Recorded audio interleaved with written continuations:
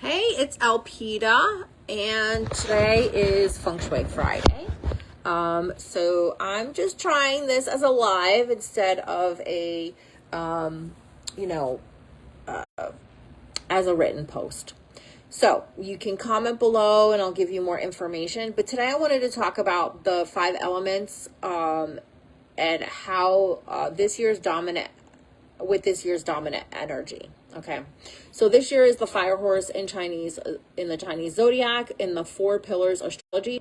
There's a slight distinction here because the Chinese have I think it's 3, it might actually be 4 different types of astrology. So the one that the Chinese zodiac and the year comes is called the 4 pillars astrology. Okay, and the 4 pillars are, there's a different animal and element associated with the animal for your hour of birth, your day, your month, and your year. So commonly what people say, like, I am a fire dragon because I was born in 1976, in February of 1976, because obviously Chinese New Year starts the end of February, end of January, early February. It is the second new moon after the winter solstice. So that's where that, the date comes from, right? So I am, excuse me, fire horse. I'm actually a double fire horse. I'm a double fire dragon. So my hour is a fire dragon and so is my year. Okay. So what does that mean? It means that when I took 4 pillars astrology many, many years ago when I was getting my Feng Shui certification, and I got to class late on Sunday because it was a Saturday, Sunday class. And I had to, I come into the building, and this is the workshop space for my Feng Shui school, which was the New England School of Feng Shui, is over my teacher's garage, right? So I have to come in the side of the garage and go up these stairs, take off my shoes, go up the stairs. Then I'm in this open loft space, which is the workshop space, and also my teacher Amy's office. Okay, so as soon as I open the door, my teacher says, he's like, I'm not sure who that is, but I can tell you it's a dragon energy. So people can feel your energy, and you can feel other people's energy. And I've never really experimented. Obviously I'm pretty well versed when it comes to Western astrology, regular astrology, and I have taken classes and read books on Chinese astrology and 4 pillars astrology. So I've never experimented to see, energetically, could I tell you if you're, a pig, a horse, whatever. And maybe that's something I would like, maybe I'm going to explore that this year. But one thing I know is that, you could tell a Virgo, you can tell a Cancer, right? You can tell a Pisces. When you start to learn about these things, you become aware of it. It's very much like, you buy a Kia Sedona and then you see average. So today I just want to give you a little overview. So if you do not know what your Chinese zodiac is, then just Google free Chinese zodiac and you should come up with, just like you would with an astrology chart, you put in your birth information and it will tell you what you are. It'll tell you the element, and there are 5 elements. There's water, fire, metal, wood, and earth. Okay. And they all have different energy, right? In, like I said, your animal sign, your year animal sign, which is what you're most familiar with, is only part of the story. The deeper layer is your element. Okay, just like I said, the wood, fire, earth, metal, or water, and how it interacts with the energy of the year. Okay, so next week I'll be talking about the zodiac animals and how what can you expect this year, being the year of the fire horse, depending upon the animal, that Chinese zodiac animal that you are. But today we're talking the element, because the element is really huge. It is the overarching energy, especially since we have fire this year as our element, and the horse is a fire animal. Every animal naturally has its own energy, right? And it will fall into one of those 5 categories. So, right, which is what I am, is also fire. So I am like double fire on top of double fire, right? And this is a fire horse year. So what does that mean? So let me briefly explain the elemental cycle, okay? So wood feeds fire, obviously. Like a lot of this is not just symbolic, it's just like logical, right? So wood feeds the fire. Fire creates earth, which is ash. Earth creates metal. Metal creates water, condensation, and it also has the container for water, and the water feeds the wood. So a lot of times, if you've ever had a feng shui consultation with me, sometimes when we can't change things, we look at the elemental cycle and how can we support it. So let me share a really quick story. So in my previous apartment, my bathroom was in the fame and reputation area, which is the only fire element in the Chinese Bagua, which is our energy map. So you might have seen where how we break a space down into 9 areas. That's called the Bagua, right? It's the energy map. So water, which is a bathroom, obviously, very obvious, right? In a fire area is not a good thing. So water in a fire area is not a good thing. It puts out your fire, right? And fire in Chinese astrology, fire in the Chinese system is fame and reputation. And it doesn't necessarily mean fame as in like, you know, celebrity status, although it can mean that. It's your visibility. Are you being seen? Are you being valued? So this is a lot of the stuff that we're going to be looking at. Things coming into light, things being seen, things being heard. We're already seeing that in the US government, right? And it's just going to get, well, depending upon your perspective, better or worse. There'll be more things coming to light. They'll probably look really bad. And then change will happen, right? Because not only we see the quote unquote damage that's been done, but we have people that are rising up and say, no more. Off with their heads sort of kind of energy. That's just going to get stronger as the year goes on. We're literally like, you know, only 2 weeks in. So, and then we have the control cycle. We have water controls fire, fire melts metal, metal cuts wood, wood penetrates earth. And so, back to my bathroom story. So at the time I was actually doing my certification, and, actual feng shui master, not that my teacher wasn't a feng shui master, but an actual feng shui master, a Chinese feng shui master whose family was architects and feng shui practitioners. I went to him and I said, what do I do? I've got this bathroom in my fame and reputation. And he's like, oh, you just paint it red, which is a very traditional Chinese feng shui cure, right? That's the remedy. That's what you do. Well, when you're renting and also you don't want your bathroom to look like you live in a bordello, that's not practical. And this is where, like, I love Chinese masters and I love learning from them. And I also love learning traditions from other cultures, but you have got to translate that into your own world. That would not have worked. It was a tiny bathroom. It would probably look like it was in the Amityville Horror. If you know, you know. Right? I was traumatized by that movie when I was 7 years old. I don't need a bathroom that reminds me of that. So I felt kind of disheartened, because sometimes when people learn something, whether it's from your culture or you go to school from it, people do things by the textbook. And I am not a textbook kind of person. I'm an Aquarius. We are out of the box thinkers. We're going to find a way to make it work for us, right? And that's what I do when I do feng shui, right? Because I am a certified feng shui practitioner. I'm always looking at, how do you make this make sense for the client? Okay, if I go into your home and I can see your feng shui cures, sorry, not sorry, you're not doing it right. Feng shui cures and placements should be subtle. If you live in a Victorian home and all of a sudden I come in there and there's tons of feng shui coins and wind chimes and mirrors and things like that, I'm going to know. Okay. And most people that's cognitive dissonance. It looks out of place. Like I remember many years ago, I went to a woman's home and she had a very country ranch home, very country style, but I could see the feng shui cures, the crystals in the window, the feng shui coins, the red string. Like, feng shui is supposed to be subtle.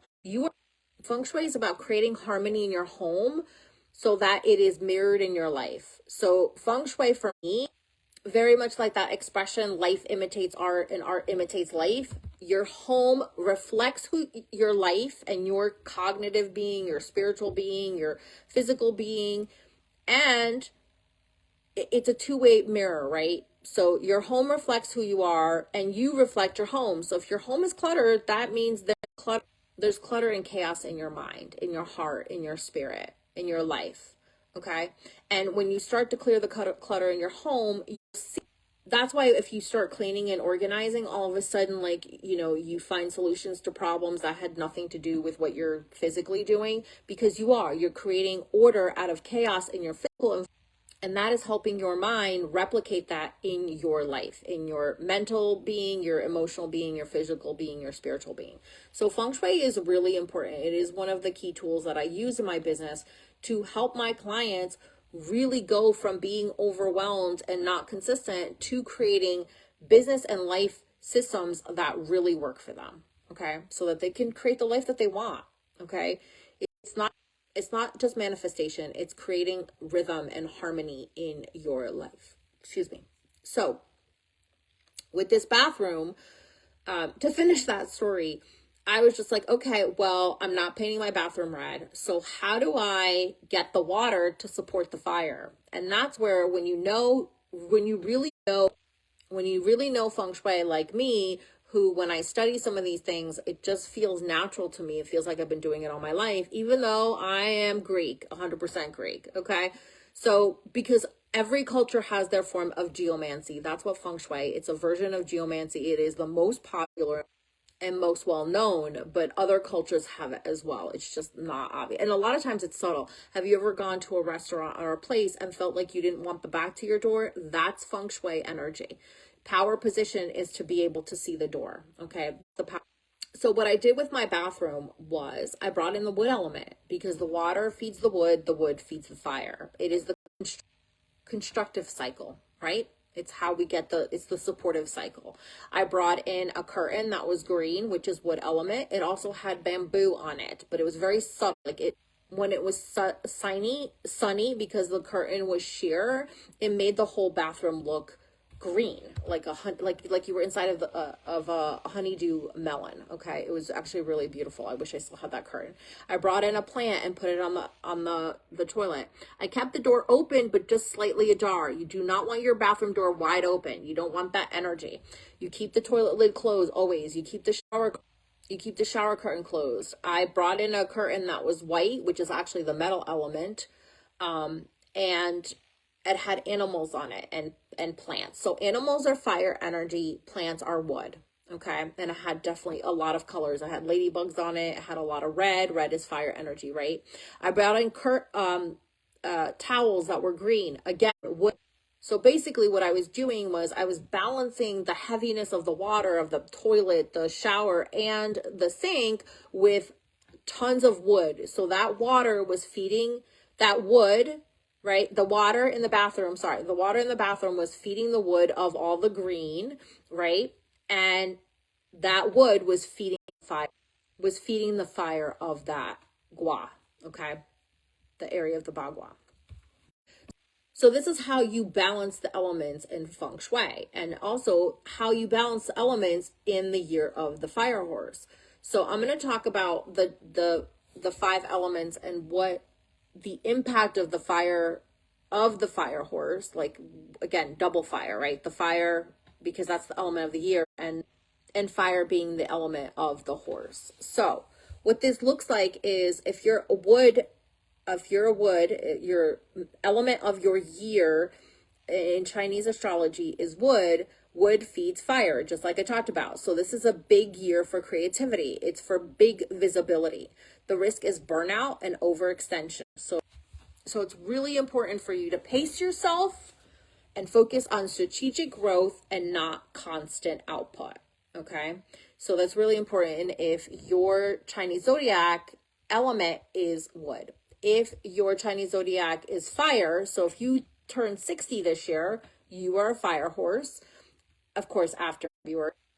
So for fire, it's amplified, right? It's just the fire of the year is adding fuel to your fire, right? So that means this year for you is magnetic, expressive, and leadership. magnetic, expressive, and leadership energy.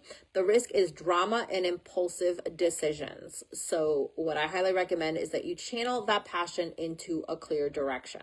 So what is your goal for the year? If you are a fire element, what is your goal? Okay. And that's what I was actually just working on with ChatGPT, is like, how do I create a schedule, aka my rhythmic operating system for my business and my life that really works with my energy and my goals. Okay. I just created that. It's just, I mean, like chef's kiss. Okay. So next is earth. So if you are an earth element, Chinese year is an earth element. Fire creates earth through ash, right? And this can be a really stabilizing year for you. It's an opportunity for you to build foundations from your past efforts. And the risk is feeling heavy or stuck. The guidance is to simplify and consolidate. Okay, so again here, like single focus, 1 to 3 focuses, no more than that, right?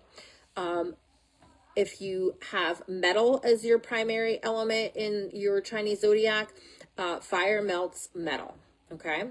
And so this is identity refinement, reshaping. It's letting go of old structures. And my guidance is to embrace reinvention instead of resisting change.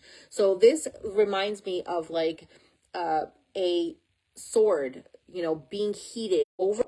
It reminds me of a sword being heated over and over again, and hit with a hammer or whatever tool they use. I'm not really well versed. I've seen it in movies, right?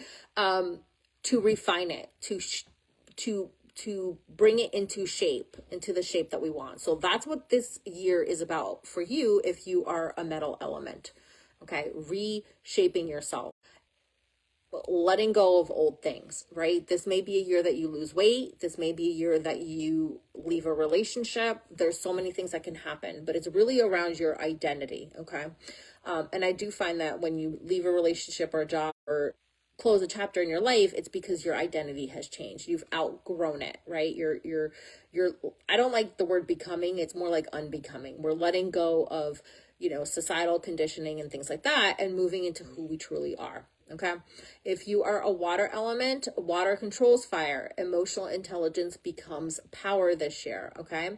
The risk is, there's potential to regulate chaos, risk internalizing stress. So the guidance here is to stay fluid, but don't absorb everything. Okay. So this year is really about being flexible, okay, and moving through things.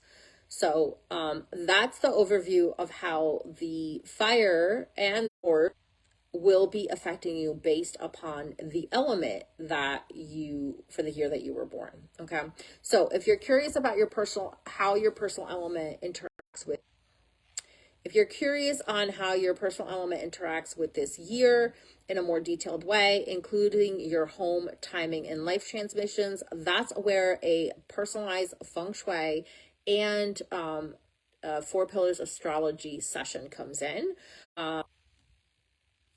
You can DM me if you'd like to explore a Feng Shui session or a 4 pillars astrology reading, or both.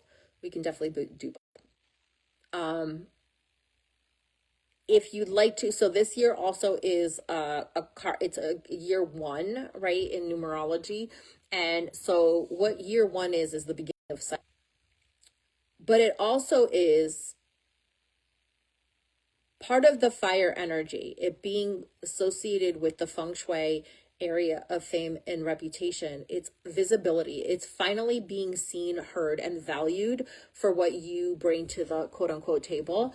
This year is a year where, your good karma is paying off. Okay. And not just your good karma, but the things that you've been doing for the past 9 years. If you didn't reap the rewards last year, they're coming this year for you. Okay. So I did design a Feng Shui ritual that I created called the Return of the 9 Blessings ritual. So this is a ritual that I created based upon my knowledge as a certified Feng Shui practitioner. And if you'd like to receive the PDF, it's actually 2 PDFs. It's the Feng Shui ritual, the Return of the 9 Blessings ritual, plus the 3 secret reinforcements, which is a Feng Shui ritual we always do anytime we're doing any Feng Shui work. Comment below. It is $18. And if you'd like to explore more on how your space, your home, your office, even your car, your life and what you create, and also how the year of the fire horse is going to impact you going forward for the next 11 and a half months, definitely DM me and let's have a conversation. All right, I hope you guys have a great Friday, and I will catch you next time. Take care. Bye.